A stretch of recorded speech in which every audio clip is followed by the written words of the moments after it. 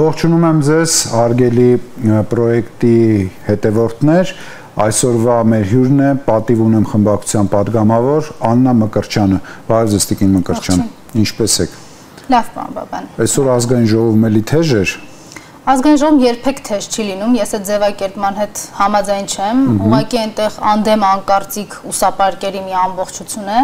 որն ուզում է ամեն գնով ապացուցել Նիկոլին, որ իրենք էլ ավելի անբարոյական են, էլ ավելի անհայրենիք են, քան ինքը իրենց մտքում կարող է պատկերացնել եւ վերջի վերջո շարունակեն օգտվել այն լափից եւ իշխանության բարիքներից, որը Նիկոլը իրենց համար կազմակերպել է։ Գեգամ Նազարյանը այսօր ինչ որ հայտարարություններ արել, հա։ Օրինակ դուք սպասում եք իրանից, որ ինքը նման ձևով 180 աստիճան կփոխվի, չնայած որ ինքը արդեն պարզ էր, որ ընդդիմություն չի, բայց նման գնահատականներ կարար տար մի մարդ, ով պայքարում էր այդ դիմադրության շարժման, հայրենիքի փրկության շարժման շուրջ, ելույթներ էր հանրահավաքներին ունենում, այդ մարդը ոնց տենց փոխվեց։ Ես ամեն ինչ ուզում եմ անել, որ իմ տպավորության մեջ եւ հիշողության մեջ մնա ձեր հիշատակած Գեգամ Նազարյանը, այսինքն Ազատության հրապարակում իր որդուն հայրենիքին նվիրած հայր, որի ամեն խոսքից հետո ես ուղղակի ի վիճակի չէի լինում ինձ հավաքել եւ ելույթ ունենալ Ազատության հրապարակում, բայց ինքը ոնց որ ամեն ճանում է, որ այդ տպավորությունը անվերջանալիորեն կորի եւ ես ասեմ, որ ինքը իր որդուն սպանողին, ինչպես ինքն էր ասում 2020 եւ 21 թվականներին, իր որդուն սպանող Նիկոլի ցուցակում հայտնվի, եթե դա է իր կյանքի նպատակը, որովհետեւ 2026-ին էլ ցանկություն ունի դառնալու պատգամավոր, ուրեմն ինքը վերջացած մարդ է։ Այսինքն դուք կարծում եք ինքը կդառնա քաղաքացիական պայմանագիր կուսակցության պատգամավոր։ Բայց ինչի՞ չպետք է դառնա։ Մարդը հիմա Նիկոլ Փաշինյանից կերտում է մի կերպար, որը ոչ տեղյակ էր պատերազմի մասին, ոչ գիտեր ինչի մասին է խոսքը, այնպես է իրան պահում, կարծես ընդհանրապես 44 օրերի մասին գաղափար չունի եւ չի լսել այդ ողբերգության մասին, ուր մնաց որդի նվիրած լինի հայրենիքին։ Վերջի իրադարձությունները ցույց տվեցին, որ շատ բարդ է համայնքի ղեկավարների եւ ադմինիստրատիվ ռեսուրս ունեցող մարդկանց համար եւ երևգվա, հա, իրադարձությունները Մասիսի համայնքի ղեկավար Դավիթ Համբարձումյանի հետ կապված մենք իմացանք, որ դատարանը որոշում է կայացրել, վճիռ է կայացրել արդեն կալանքի 6 տարի 3 ամիս եւ Հայաստանի Հանրապետական Կուսակցությունը նաեւ գործադիր մարմինը հայտարարությամբ հանդես եկավ։ Հիմա ինչ է կանխատեսում, ինչ քայլեր են լինելու եւ մարդիկ ինչ որ շոկային վիճակ է, բոլորը ոչ մեկ չէր սպասում նման շրջադարձ, ինչ եք կարծում, ուր կգնա այս ամենը։ Նախասցիկ դատարանը որոշում կայացրեց, թույլ տվեք ես ուղղակի ճշգրտ եմ էլի այդ բնութագրիչները եւ բնորոշումները, Նիկոլի վնգստացող, ասած վնգստացող դատավորները, վնգստացող համակարգը, այն բռնաճնշումներով գործող համակարգը տվեց քաղաքական վերդիկտը, դա բացարձակապես քաղաքական գործ է եղել եւ այն գործը, որը կարված է իբր հանցակազմ պարունակելու տրամաբանությամբ, ուղղակի աբսուրդ է։ Մարդը մեղադրվում է ինչ-որ մի բան կազմակերպելու համար, որը չունի կատարողներ եւ չունի դրա օբյեկտիվ կողմը իրականացնող անձինք։ Ինքը կազմակերպել է ինչ-որ մի բան, ընդ որում հիմա ակտիվորեն տարածում են տեսանյութեր։ Այսօր ինչ-որ տեսանյութ են տարածում, որտեղ ինքը չկար։ Դա մեկ տեսանյութ, մի այլ տեսանյութ էլ մի այլ գործի հետ կապված են տարածում, որով Դավիթ Համբարձումյանը մեղավոր չի ճանաչվել եւ այդ գործը կապ չունի սրա հետ։ Կա այն որ կտրած, կպցրած, մեկի վրա մի հատ ձայնագրություն կսարքեն, մեկի վրա արհեստական բանականությամբ մի հատ նկար կսարքեն, չգիտենք ոնց են աշխատում։ Այսինքն դուք մտածում եք, որ Նիկոլա Ստրուկ համակարգը օրինակ կեղծ հաղորդագրություն կտարածեր նրա մասին քննչական կոմիտեը, որ իմ մեքենայի տակ քաղաքացի են գցել, գնացել հարցում ասում կասեք ուր այդ դուժողը, որտեղ է տեղի ունեցել այդ դեպքը, չկա ոչ մի բան, ասում դե կհերքեք, սա չէ, չենք հերքի։ Դուք մտածում եք իմ նկատմամբ դա կանեն, վարչապետին անվստահություն հայտնելու գործընթացի մեր թեկնածուի նկատմամբ բռնաճնշումներ չի լինի։ Պարոն Համբարձումյանը իհարկե պատրաստ էր այս ամեն ինչին, պատրաստ էր այն իմաստով, որ գիտակցում էր, չկա արդարադատություն, չկա իրավականություն եւ ինքը նաեւ դրա համար է դուրս եկել պայքարի։ Իր հայտարարությունն էլ վստահ եմ ծանոթացել է, խոսքը նրա մասն է, որ ոչ մի խուսափելու բան չկա։ Այսինքն ինքը վերադառնում է Հայաստան։ Պայքարելու, այո, նաեւ մեզ հետ։ Ու ես կարծում եմ մենք բոլորս նաեւ պիտի ամեն մեկը իր չափով շնորհակալ լինի այն մարդկանց, այդ թվում նաեւ պարոն Համբարձումյան, ովքեր իրենց վրա այդ ծանրությունը պատրաստ են եղել վերցնելու։ Դուք հարցը ձևակերպելուց ասացիք, որ համայնքի ղեկավարներին, ռեսուրս ունեցող մարդկանց համար դժվար է։ Հիմա Հայաստանի յուրաքանչյուր քաղաքացու համար է դժվար, ով գիտակցում է եւ որոշում է խոսել Նիկոլի դեմ։ Հիմա Հովանավանքում ապրող պարզ հայ առաքելական եկեղեցու հետևորդի համար է հեշտ։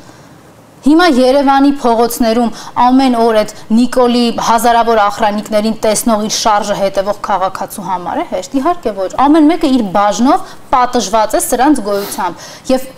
ակնհայտ է, որ այդ գիտակցումը եւ այդ պատժի, այդ նույնիսկ այդ ծանրաբեռնվածության եւ այդ բեռի գիտակցումն է, որ պիտի մեզ բերի սրա դեմ պայքարելու։ Նորից եմ կրկնում իմպիչմենտով, որը հնարավորություն է տալիս բացառելու Նիկոլի կամքը։ Բայց նայեք, հետաքրքիր մի բան ասեմ, հա, նախկինում, երբ որ նման ինչ որ գործընթացներ են տեղի ունենում, արևմուտքից լինում էին գնահատականներ։ Հիմա հերիք չի որ արևմուտքից չեն լինում որևէ գնահատական, հա, այդ օրինակ Եվրոպայի խորհրդից, տարբեր միջազգային իրավապաշտպան կազմակերպություններից, հեղինակավոր, ասենք այն ժամանակ որ բան էին, այդ թվում նաև Ռուսաստանից։ Օրինակ Ռուսաստանից միշտ ասում են, որ մենք չենք խառնվում Հայաստանի ներքին գործերի մեջ, Եվրոխորհրդից կամ Եվրոմիության երկրներից նույն ձև, ԱՄՆ-ի պետդեպարտամենտից եւ այլն։ Լավ, այսինքն ինչ է ստացվում, հայ ժողովուրդը մնացել է միայնակ աշխարհում։ Հայ ժողովուրդը առաջին հերթին անտեսված է մի շատ պարզ պատճառով, որովհետև արդեն 7 տարուց ավելի հանդուրժում է Նիկոլին։ Ես չեմ երբևէ մտածել, որ մենք ունենք օբյեկտիվության վրա աշխատող միջազգային կառույցներ կամ մի հասարակություն, որը ուզում է երջանիկ տեսնել Հայաստանի քաղաքացիներին, չէ։ Մենք իհարկե շատ ծանր գին վճարեցինք հասկանալու համար, որ Եվրոպան ոչ թե արժեքների, այլ երկակի ստանդարտների ու բացարձակ շահի մասին է։ Եվ երբ իրենք նախագահ Սերժ Սարգսյանի իշխանության ժամանակ այն ծառը, որ կտրվում է եւ տերևն ընկնում էր գետին, այո, եմը դեսպանից սկսած կանգնում էին, գնում էին ոստիկանության բաժիններ, գիշերում էին այդ ակտիվիստների հետ։ Շատ պարզ, որովհետեւ ոչ թե նույնիսկ այդ ընկած ծառի ճյուղի տերևի մասին էին մտածում, այլ մտածում էին, թե ոնց անեն, որ Հայաստանում գա անկամք մի իշխանություն, որ հայկական շահի հետ կապ չունի, որը կգնա կկանգնի Եվրոպական միության տարբեր ղեկավարների եւ առաջնորդների մոտ եւ կմուրա ուղղակի իրենց բարեկամությունը ի շահ հայկական ի վնաս հայկական շահերի, այսինքն ոչ թե ԵՄ Հայաստան շահերի առանցքում կլինի հայկական ժողովրդավարությունը, ոչ թե կլինի Հայաստանում ապրող քաղաքացիների իրավունքները կամ շատ ավելի լավ եւ առողջ հասարակություն կառուցելը, ոչ, այլ հիմքը կլինի այստեղ իշխանազավթում իրականացնելը։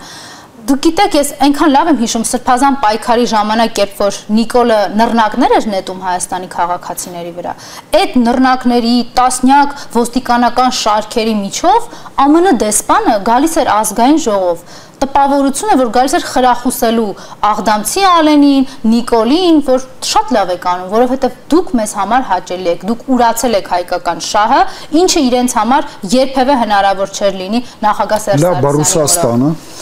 Ռուսաստանի հետ կապված հարաբերությունները ես անգամ մեկնաբանել չեմ կարող, բայց մի շատ պարզ բան եմ ուզում ես իրենց հասցնել ու բոլոր հարթակները դրա համար օգտագործում եմ։ Իրենք շատ հաճախ Նիկոլին նույնացնում են Հայաստանի հետ։ Ու դա ինձ համար շատ ցավալի է։ Ես այնքան վստահ եմ, որ ինչպես բազմաթիվ այլ պետությունների ղեկավարներ, այդ թվում նաև Ռուսաստանի հատուկ ծառայությունները եւ ղեկավար կազմը, հիանալի գիտեն թե Նիկոլովը։ Ինձնից ու ձեզնից լավ, թե որտեղ է դավաճանել հայկական շահը, որտեղ ում եւ ինչքան է ծախվել։ Բայց չգիտես ինչի դրա բարձրաձայնումը միգուցե իրենց ոչ ցանկալի է, ոչ էլ ասում են դե հայ ժողովուրդն է թող այդ հարցերը լուծի։ Ես ինմիջիալոց այդ տեսակետի հետ համաձայն եմ, հայ ժողովուրդը պետք է այդ հարցերը լուծի, որովհետև ինչպես Նիկոլը դրսից իշխանություն ստացավ, ակնհայտ այսօր իր ուսապարկերը անգամ չեն հերքում են փաստը, որ իրենք կարողացել են իշխանազավթում անել բարեհաճության շնորհիվ, որովհետև ԵԽԽՎ-ում Նիկոլ Փաշինյանը ինչ էր ասում իր ելույթի ժամանակ, ասում էր ես հիշում եմ ինչպես էիք դուք գալիս ինձ այցելում, ինչպես էիք ինձ քաղբանտարկյալ հռչակում։ Հիմա այդ իրենց տեքստերը եթե վերցնես կարդաս եւ Նիկոլ Փաշինյան անուն ազգանունը հանես, խոսքը 2008-ից 2018 թվականների գործունեության մասին է, ինչու՞ չէ նաեւ դրանից առաջ։ Եթե դնես Հայաստանի Հանրապետությունում այս պահի դրությամբ 5 տասնյակից ավել քաղաքական բանտարկության ենթարկված ցանկացած անձի անուն, այդ բոլոր չափորոշիչների տակ ընկնում է։ Ես ԵՄ պատվիրակության ղեկավարին ասում եմ հեծանիվ պետք չի հորինել։ Դուք ունեք պրակտիկա, ձեր նախորդը գալիս էր նիստերին էր ներկա լինում դատական, լրագրողների հետ շփվում էր, ասում էր հեսա լավ նորություն կլինի։ Բա դուք չեք ուզում մի հատ գալ տեսնել այս քաղաքական բանտարկյալների հետ ինչա տեղի ունենում։ Կաք ուղղակի նիստին նստեք, տեսնեք ձևական իրավական կարգը պահպանված է թե չէ։ Իրենց դա հետաքրքիր չէ։ Իմպիչմենտը որ փուլում է եւ ինչ է սպասվում, եթե իմպիչմենտի միասնական թեկնածուն կալանավորվի եւ արդեն դատարանի վճռով, այլ ոչ թե որպես միայն խափանման միջոց, հետեւաբար ինքը կարող է շարունակել մնալ վարչապետի թեկնածու։ Մենք այս պահի դրությամբ նույն տրամաբանությամբ շարունակում ենք աշխատել իմպիչմենտի համար եւ թույլ տվեք ասեմ շատ ավելի մեծ արագությամբ ու ոգևորությամբ, ինչի որովհետեւ եւս մեկ քաղաքական բանտարկյալ ունենք, այսինքն նաեւ մեր հաջողելուց է կախված ոչ միայն այս պահի դրությամբ արդեն կալանք կրող անձանց, այլ նաև օրինակ պարոն Համբարձումյանի ազատությունը, ու ինչպես ինքն է արդարացիորեն նշել, ինքը գալու է եւ նաև իր ազատության գնով պայքարի մնացած բոլոր անարդարացի դատապարտվածների եւ կալանք կրող անձանց համար։ Մենք շարունակում ենք պայքարել, մենք շարունակում ենք այդ անվստահության գործընթացի համախոհների եւ միասնության կերտման գործընթացը։ Ես կարծում եմ դուք նաև լսել եք երկու, այսպես ասած, անկախ падգամավորների հայտարարությունը, որոնք ըստ էության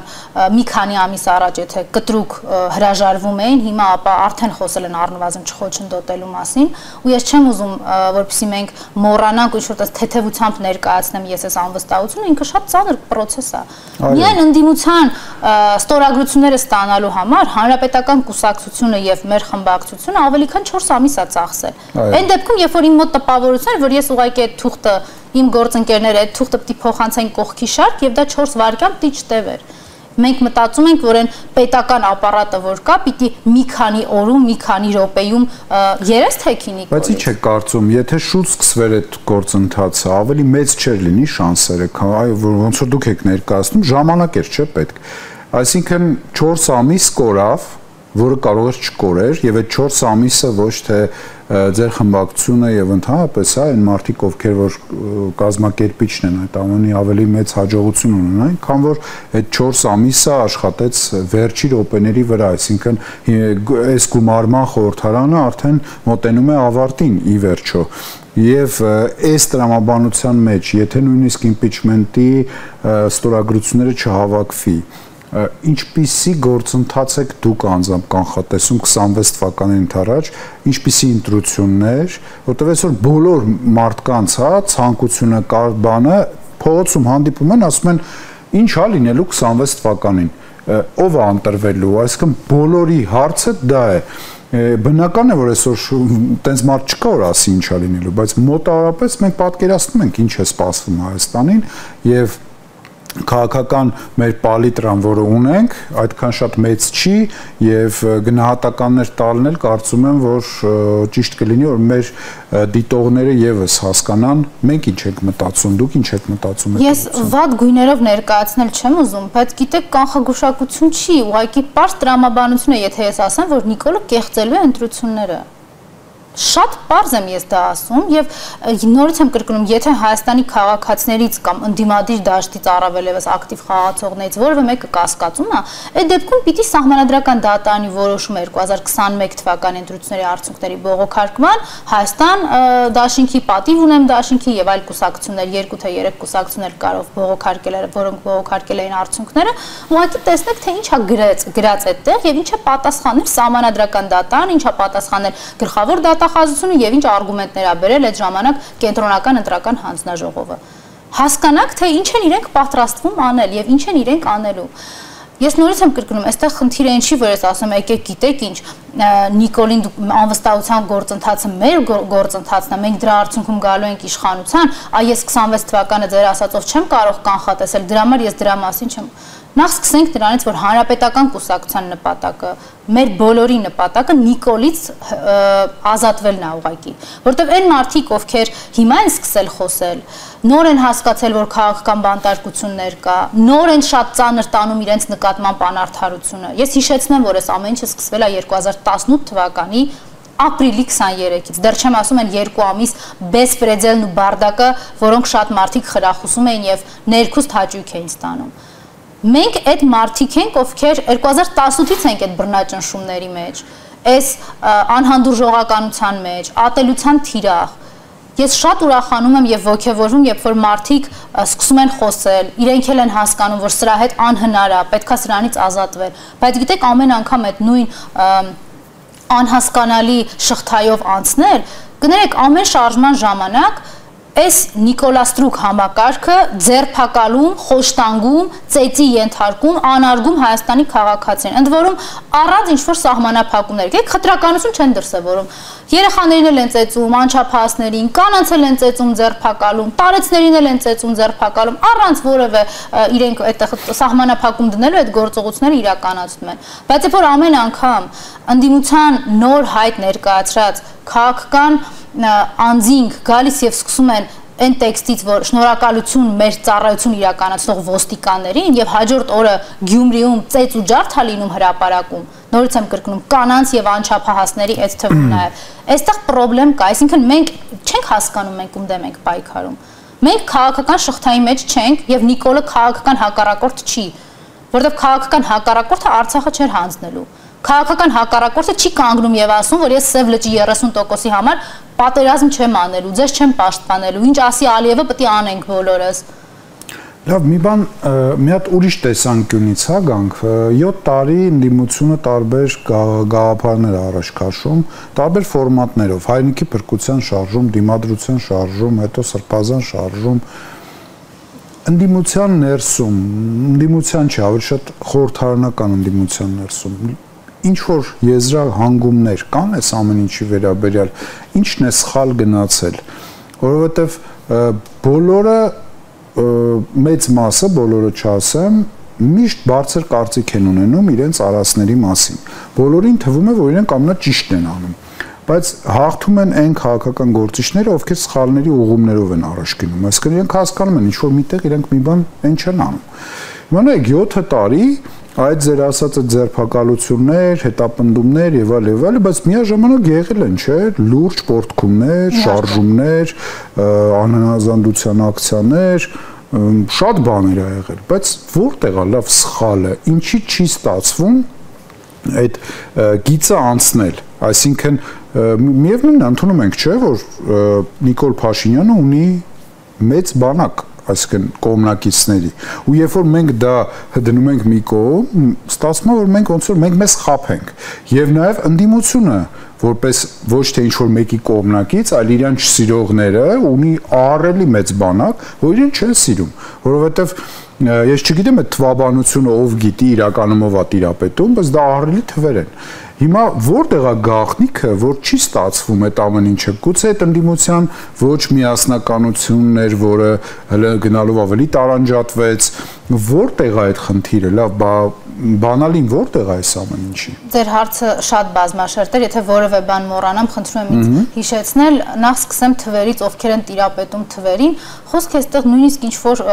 կոնսպիրոլոգիայի կամ պետական գաղտնիք պարունակող թվերի մասին չի։ Հայաստանի քաղաքացիները պարբերաբար մեծ թվերով դուրս են եկել Նիկոլի դեմ պայքարի։ Այ դա Նիկոլի դեմ բանակը։ Ես վստահ եմ, որ եւ հայրենիքի փրկության շարժման ժամանակ, եւ դիմադրության շարժման, եւ սրբազան շարժման, նույնիսկ 2023 թվականի սեպտեմբերյան դեպքերով Արցախում պայմանավորված հանրապետության հրապարակում տեղի ունեցող հանրահավաքների ժամանակ Հայաստանի քաղաքացին տվել է մեզ այն անհրաժեշտ ներկայությունը իր եւ ներգրավվածությունը, որը պիտի հնարավորություն տար լուծելու Նիկոլի հարցերը, որովհետեւ եթե դա այդպես չլիներ, Նիկոլը տևական ժամանակ նոյեմբերի 9-ից հետո բունկերներից չէր խոսա։ Բայց միաժամանակ կներեք չմոռանաք ինչ եք ասում, ընդդիմադիր մի մեծ հատված Նիկոլ Փաշինյանին թողած պայքարում էր Սերժ Սարգսյանի դեմ։ Իհարկե, հենց դա է ֆենոմենը, երբ որ Սերժ Սարգսյանը իշխանություն չունի, բայց էլի նույն ձև իր դեմ են պայքարում, բայց ասենք դա ինչ էր ի վերջո։ Դուք այդ խնդիրներից մեկ օրինակ մատնանշեցիք, ինչի չստացվեց, որովհետև մարդիկ որոշեցին, որ Նիկոլից երևի վախենում են կամ հոգնել են այդ բռնաճնշումներից եւ որոշեցին անել մի քայլ, որը Նիկոլ Փաշինյանի կողմից կողջունվի,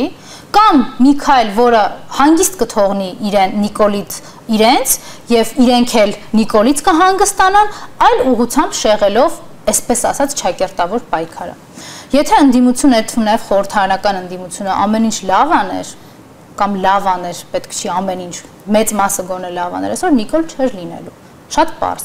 Ես լիազորված չեմ ընդհանուր խորհրդարանական ընդդիմության անունից խոսելու, սխալներ մատնանշելու, բայց ես շատ անկեղծ կասեմ, իմ կարծիքը բավարար չի եղել այն ինչ որ արվել է, որտեղ բավարար չի եղել այդ վճռականությունը։ Ես պատահական չասեցի նախորդ հարցին պատասխան, որ մենք երևի լավ չենք պատկերացնում կամ մեզ չենք ուզում խոստովանել թե ով է Նիկոլը։ Երբ որ մենք մտածում ենք, որ գնալու ենք եւ Նիկոլին ազգային ժողովում ասենք դու հրաժարական տուր ու ինքը տալու է, երբ որ մենք մտածում ենք, որ գնալու ենք իր հետ օրենքի նախագիծ քննարկենք ու ինքը ասի, «Էս ինչ խայտառակ օրենքի նախագիծ կամ բյուջեի նախագիծ կամ հերթական վարկային ծրագիրն եմ բերել կամ հայտարարագրում եմ անում ես ժողովրդին ու այդ դրանից ինքը գիտակցության կգա, ինքը ցույց է տվել, որ իր գիտակցությունը միայն իր աթոռը պահելու մասին է, ընդ որում ամեն գնով աթոռը պահելու մասին։ Դա պետք հասկացանք, ընդդիմությունը ինչ պետք է աներ, որ չարեց։ Ընդդիմությունը պիտի լիներ շատ նախ հստակ պիտի աներ այն գործողությունները, որոնք այսօր շատ-շատերի կողմից իրենց քաղաքական դիրքերը պահելու համար բնութագրում են որպես անլուրջ։ Օրինակ 2021 թվականի դիմադրության շարժումից հետո ընթացքում է հայտարարվեց, որ վարչապետին անվստահություն հայտնելու գործընթաց պիտի տեղի ունենա։ Այդպես էլ որևէ մեկը մեզ չբերեց թուղթ, որ մենք ստորագրենք։ Ինչ եմ ասում, մեզ չբերեց, որտեղ հիմա բազմաթիվ մարդիկ արդեն ես այն ժամանակ գիտեի դա ընդդիմադիր հասարակական պորտկում է, շատ-շատերը հիմա իրենց վրա են վերցնում այդ շարժում, ասում են դա մեր շարժումն է, մենք ենք արել, դուք ինչ գործ ունեք։ Ես խնդիր չունեմ այդտեղ, ես շարքային մասնակից եմ եղել, ընդհանրապես հարց չկա։ Հայրենիքի փրկության շարժման ժամանակ ես Ազատության հրապարակում կանգնած լսում եմ, որ այդ ժամանակ որևէ քաղաքական միավոր ստեղծելու տրամադրությամբ եւ տրամաբանությամբ Ռոբերտ Քոչյանը հարցազրույց է տալիս։ Ես այդտեղ տասնյակ հազարավոր մարդկանց հետ շարունակում եմ կանգնել այդ շատ այն չէ սիրում այդ եղանակային պայմանները շեշտել, հեսա կտականա դուս կգաք, տակ չէր այն ժամանակ։ Ու տասնյակ հազարավոր մարդիկ այդ ցրտին ամիսներ շարունակ կանգնած էին։ Պիտի մենք այդ տեքստը լսեինք, որ ընտրությունների ենք գնում։ Չգիտեինք, որ այսպես է լինելու։ Չգիտեինք, որ ինքը իշխանությունից չի գնալու։ Նոյեմբերի 9-ի կապիտուլյացիան ստորագրելա, որ վերընտրվի։ Հիմա օգոստոսի 8-ի նախաստորագրել է Հայաստանի կապիտուլյացիան, որ էլի ոչ մեկ ձեր ասած այդ օտար երկրներից եւ ուժային կենտրոններից չլսեն, չտեսնեն ոչ Չակուճը, ոչ քաղաքական հետապնդումները եւ որևէ այլ բան։ Շատ հետաքրքիր զրույց է ընթանում, բայց քանի որ մեր ժամանակը մոտենում է ավարտին, մի քանի բլից հարցեր տամ։ Որն է ձեր համար ամենավախենալու բանը այս կյանքում։ Նիկոլը երբ Հայաստանը կկործանի, եթե մնա։ Այդ դա ինձ համար ամենավախենալու բանն է, որտեղ ես հստակ գիտեմ, որ ինքը կործանելու է։ Եվ ինչը չեք ներում ձեր կյանքում։ Ինձ չեմ ներում, թե մարդկանց։ Չէ, ինչը դուք չեք ներում մարդկանց մեջ։ Շատ տրիվիալ պատասխան եմ տալու, որտեվ դա իրականություն է, դավաճանությունը չեմ ներում։ Մարդկային པարզ դավաճանությունից մինչև իհարկե հայրենիքի ու պետության հանդեպ դավաճանություն։ Եվ վերջինը ինչ եք սպասում, ձեր սպասումները դրական են, հա, այսինքն ինչ սպասում տեսեք մարդիկ կարող են ձեզանից ակնկալ դրական բան, թե դուք գտնում եք, որ դեռ դժվար ժամանակահատվածը շատ երկար է տևելու։ Ինձնից միայն մի բան կարող են ակնկալել՝ ազնիվ եւ անմնացորդ պայքար։ Ուրիշ ոչինչ խոստանալ չեմ կարող։ Շնորհակալ եմ, հաջողություն եմ մաղթում ձեզ։ Եվրոմեդիա հարգելի հետևորդներ, մեզ դիտող հարգելի հայրենակիցներ, այսօրվա իմ հյուրն էր պատիվ ունեմ խմբակցության պատգամավոր Աննա Մկրտչյանը։ Իսկ մենք կհանդիպենք